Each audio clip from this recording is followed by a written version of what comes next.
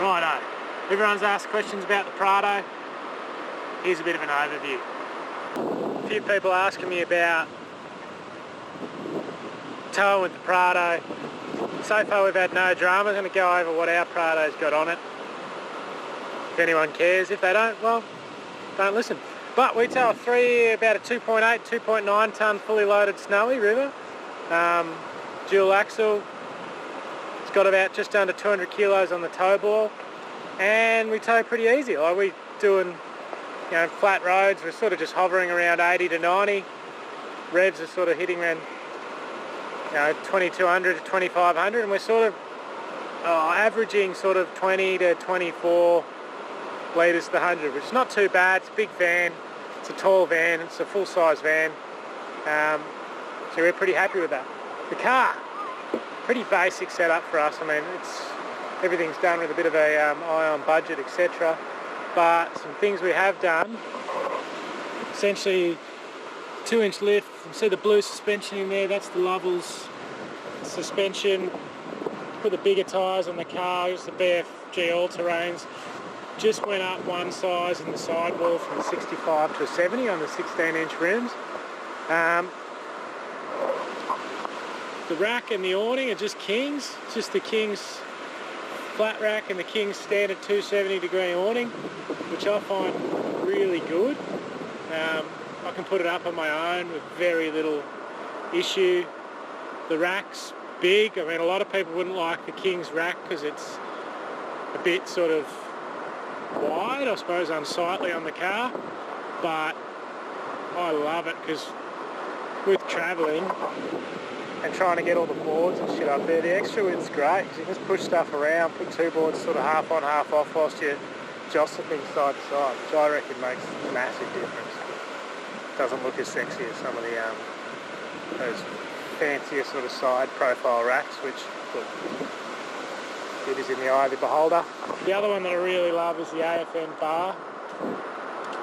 So we put the AFM bull bar on, which I reckon in these ones, particularly in this 217 model with the cutout for the lights, is just really good. Like, it's a full replacement. There's no dodgy cut coming in here, which I really liked. Furthermore to that, the car's a 217, it's a 2.8 litre motor. So the tow upgrade took it up to 3100.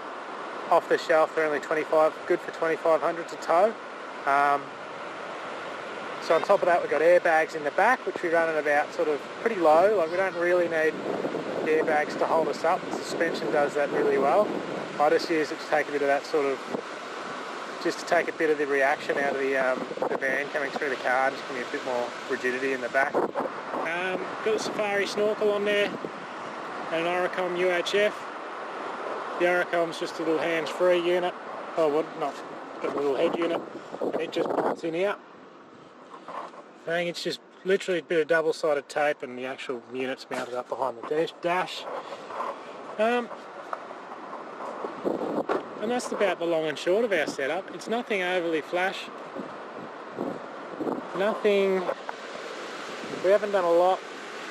We haven't done anything in the engine bay. I'm a bit of a, if it ain't broke, don't fix it, because I really just want to be able to rely on the car to drive and not have to worry about breakdowns or anything like that, which I don't know enough about engines, and I have just chosen not to do anything there.